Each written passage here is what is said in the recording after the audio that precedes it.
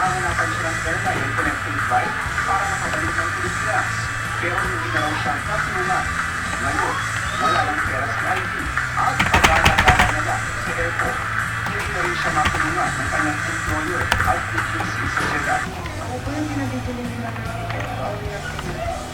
Hindi po kasi tayo sa ticket para po sa amin. Humihingi ko lang ng hindi ko na po kaya dito. Sobrang tagal ko na po.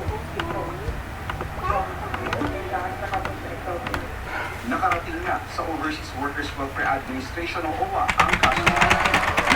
Babalik na ang araw sa ang